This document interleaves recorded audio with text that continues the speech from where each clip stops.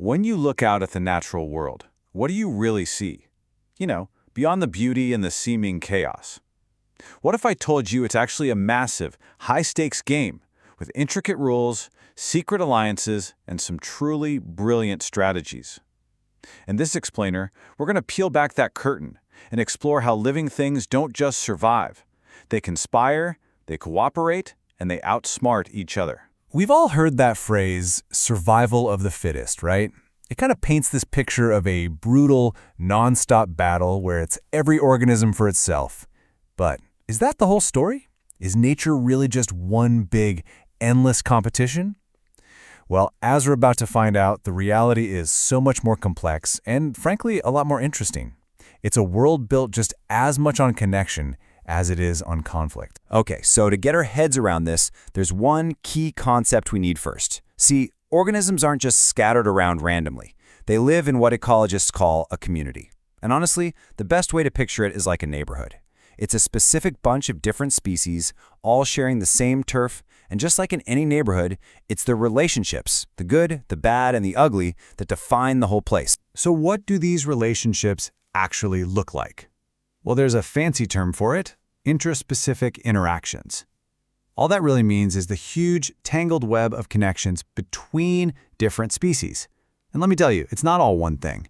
These relationships can be super cooperative, they can be intensely competitive, and as we're going to see, sometimes they can be just downright sneaky. So let's start on the bright side of things, with the alliances. Nature is absolutely full of these surprising partnerships, where species have figured out, hey, teaming up is a much smarter move than going it alone. These are the kinds of relationships that form the invisible foundation holding entire ecosystems together. Now, the most intense form of cooperation is called mutualism.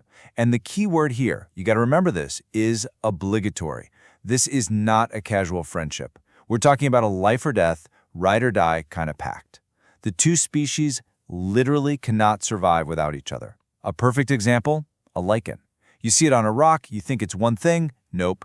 It's actually a fungus and an alga permanently fused together, completely dependent on one another to live. Here's a fantastic real-world example, the deal between acacia trees and certain ants. The tree basically invests in the ants by growing hollow thorns for them to live in and even producing special nectar for them to eat. So what's the return on investment? A 24/7 personal security team. The ants will swarm anything that tries to eat the tree and even go out and attack other plants that get too close.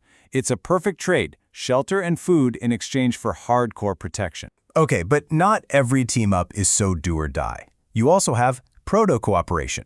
In this scenario, both species definitely benefit, but, and this is the key, the relationship is optional. They can get by just fine on their own. The classic example is seeing those cattle egrets hanging out with livestock. The birds get an easy meal from all the insects the cattle stir up, and the cattle get some free pest control. It's a definite win-win, but neither one is going to perish if they go their separate ways. So it really just boils down to this. Mutualism is a relationship of total necessity. It's the I can't live without you pact. Proto-cooperation, though, is a relationship of convenience. It's more of a, hey, life is just better with you around.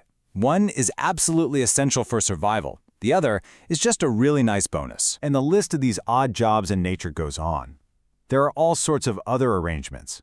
You've got commensalism, where one organism gets a benefit, like, say, eating another animal's leftovers, while the other one is totally unaffected. It couldn't care less. Then there's incolinism, which is just using another creature as your home. The pearlfish that lives inside a sea cucumber is a wild example. And get this, forasia is when one animal just hitches a free ride on another one. It's nature's ultimate Uber service. All right, we've seen the harmony, the cooperation, but nature has a serious flair for the dramatic too. So now we're shifting gears into the world of conflict, where the stakes are life and death, and everything depends on outsmarting your enemy. This is where we see some of the most mind-blowing and cunning strategies in the entire animal kingdom. At the very core of all this conflict is predation. It's that fundamental drama. One organism, the predator, hunts and eats another, the prey. This single, brutal dynamic is the engine behind an incredible number of evolutionary inventions, creating this constant battle of wits and weapons. So, if you're the prey, what's your game plan? Well, the #1 rule of survival is pretty simple. the best way to win a fight is to not get into one in the first place. Your first and best defense is to make sure the predator never even sees you. This whole approach is called a primary defense, and it's all about the art of staying invisible. And this leads to a fascinating choice. To stay alive, you can go down two totally opposite paths.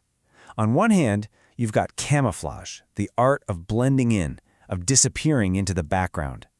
But on the other hand, you can do the exact opposite with something called aposematism. This is the art of standing out. These animals use bright, bold colors, reds, yellows, blacks, to basically shout, "Hey, look at me, I am dangerous," or "I taste disgusting, so don't even think about it." This brings us to the incredible art of the bluff, mimicry. Let's break it down. First, you have a model species, one that's genuinely dangerous or foul-tasting, like a venomous coral snake.